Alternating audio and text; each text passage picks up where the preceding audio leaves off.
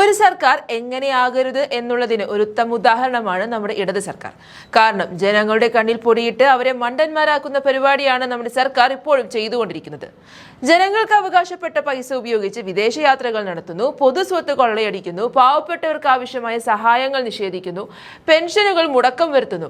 അങ്ങനെ ജനങ്ങളെ കഷ്ടപ്പെടുത്തുകയായിരുന്നു നമ്മുടെ സർക്കാർ കഴിഞ്ഞ 10 വർഷങ്ങൾ കൊണ്ട്. എന്നാൽ ഇതിനെല്ലാം വിപരീതമായി ജനങ്ങൾക്ക് താങ്ങാകുന്ന ഒരു പാർട്ടിയായി കോൺഗ്രസ് മാറിക്കഴിഞ്ഞു എന്ന് തന്നെ പറയാം. കാരണം അത്തരത്തിലുള്ള വാർത്തയാണ് ഇപ്പോൾ പുറത്തു വരുന്നത്. അതായത് വയനാട്ടിലെ കാര്യമാണ് പറഞ്ഞു വരുന്നത്. മുണ്ടക്കൈ ചൂരൽമല ഉരുൾ ദുരന്ത ബാധിതർക്കായി കോൺഗ്രസ് പ്രഖ്യാപിച്ച 100 വീടുകളുടെ പദ്ധതിയുടെ 1ാം ഘട്ട സ്ഥലമെടുപ്പ് ഈ മാസം 13ഓടെ പൂർത്തിയാക്കും എന്ന വാർത്തയാണ് ഇപ്പോൾ പുറത്തു വരുന്നത്. 1ാം ഘട്ടമായി 3.24 ഏക്കർ ഭൂമിയാണ് ഏറ്റെടുക്കുകയെന്നും രജിസ്ട്രേഷന്റെ ഭാഗമായുള്ള മറ്റു നടപടിക്രമങ്ങൾ പൂർത്തിയാക്കിയെന്നും DCC president advocate TJ Isaac വ്യക്തമാക്കി. സത്യം പറഞ്ഞാൽ കോൺഗ്രസിന്റെ ഈ പ്രവൃത്തി CPMനെ പ്രതിരോധത്തിലാക്കുകയാണ്. കോൺഗ്രസിന്റെ ഈ പ്രവൃത്തിയിലൂടെ 750 കോടി രൂപ ദുരിതബാധിതരുടെ പേരിൽ പിരിച്ചു കൈവശമുണ്ടെന്ന് പറഞ്ഞ് 1.5 വർഷം പട്ടിണിക്കിട്ടത് പോലെയല്ല എന്ന് ബോധ്യമാക്കിയിരിക്കുകയാണ്.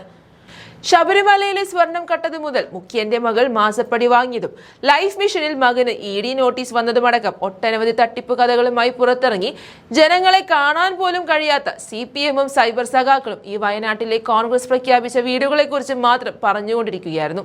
കോൺഗ്രസ് അല്ല വയനാട്ടിൽ വീടുകൾ തകർത്തത്, അത് പ്രകൃതി ദുരന്തം മൂലം സംഭവിച്ചതാണ്. അവിടെയാണ് രാഹുൽ ഗാന്ധി മുൻകൈയെടുത്ത് 100 വീടുകൾ സഫലമാകാൻ പോകുന്നത്.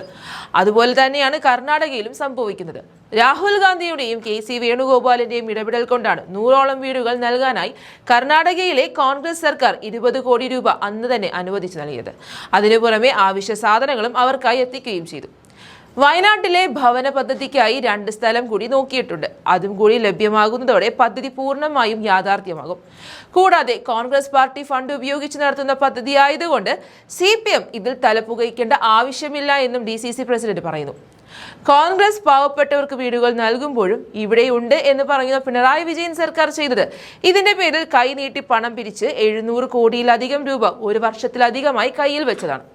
അത് വക മാറ്റിക്കൊണ്ട് പിണറായി വിജയൻ ദൂർത്തടിക്കുമ്പോഴാണ് കുട്ടി സഖാക്കളെ ചാനൽ ചർച്ചയിലേക്ക് അയച്ച് കോൺഗ്രസുകാരെ അസഭ്യം പറയാൻ ഏൽപ്പിച്ചത്.